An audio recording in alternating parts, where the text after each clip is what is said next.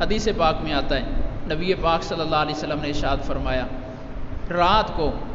جب سونے لگو وضو کر کے سو جاؤ، وضو کر کے سو جاؤ، اور اتفاق سے رات کو کسی وقت بھی تمہاری نیند کھل جائے، 10 بجے، 12 بجے، 1 بجے، 2 بجے، اور اٹھ کر تہجد پڑھنے کی توفیق نہیں ہو رہی، ہمت نہیں ہو رہی، کروٹ بدلی، تھوڑی دیر کے لیے 1-2 منٹ کے لیے آنکھ کھلی، پھر آنکھ لگ گئی، سوئے تھے وضو کر کے، بس جو ہی آنکھ کھلے بستر پر لیٹے لیٹے جو بھی اللہ پاک سے دعا مانگو گے اللہ تمہاری دعا کو قبول فرمائے گی۔ کتنا بڑا اچھا عمل اور کتنا بڑا آسان عمل۔ میں نے کسی جگہ یہ عمل بیان کیا، 15-20 افراد سننے والے تھے،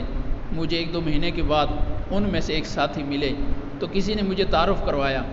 کہ یہ آدمی جو اب آپ کے سامنے بیٹھے ہیں یہ بالکل کلین شیو تھے، دنیا دار تھے، رکشہ چلاتے ہیں، اور آپ نے یہ حدیث بیان کی تو انہوں نے اس کے بعد اس حدیث پر اس دن سے عمل شروع کر دیا۔ اب جس دن سے عمل شروع کیا اب ان کی زندگی میں تبدیلی یہ ہے کہ ایک تو انہوں نے پوری داڑھی رکھ لی ہے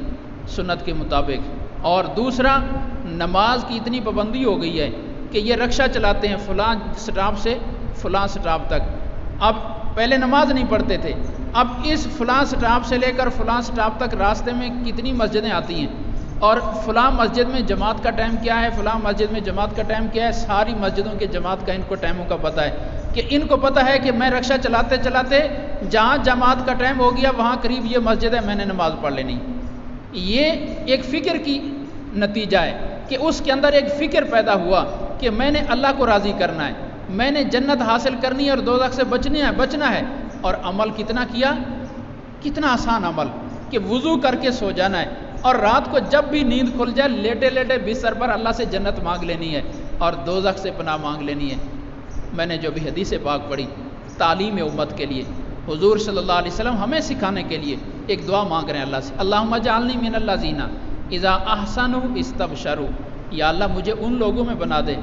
مجھے ان لوگوں میں بنا دے کہ جب تیری توفیق سے ان سے کوئی نیک عمل ہو جائے تو دل میں خوشی ہو، الحمدللہ اللہ نے مجھ سے نیکی کروا دی،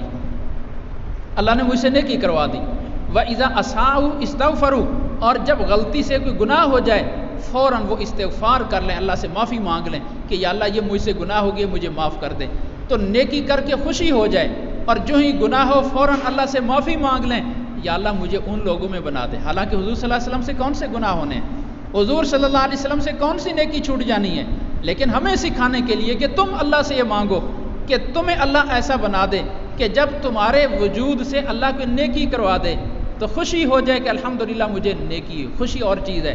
تکبر ہونا اور چیز ہے کہ میں نے نیکی کی ہے، نیکی کر کے تکبر آ گیا نیکی برباد ہو گئی، لیکن دل ہی دل میں اللہ کی توفیق پر خوشی مل گئی کہ اللہ نے مجھ سے نیکی کروا دی، یہ اللہ کی اس دی ہوئی توفیق کا شکرانہ ہے، جو اللہ نے نیکی کی توفیق دی ہے یہ اس کا شکرانہ ہے کہ اللہ سے انسان دل ہی دل میں خوش ہو رہا ہے اور شکر ادا کر رہا ہے، اس کا نتیجہ یہ ہوگا کہ انشاءاللہ اور نیکی کی توفیق ہو جائے گی، اس شکرانے پر نیکی کی اور توفیق ہو جائے گی، تو جب نیکی ہو جائے تو دل میں خوشی ہو، اور جب گناہ ہو جائے تو فوراً استغفار کریں۔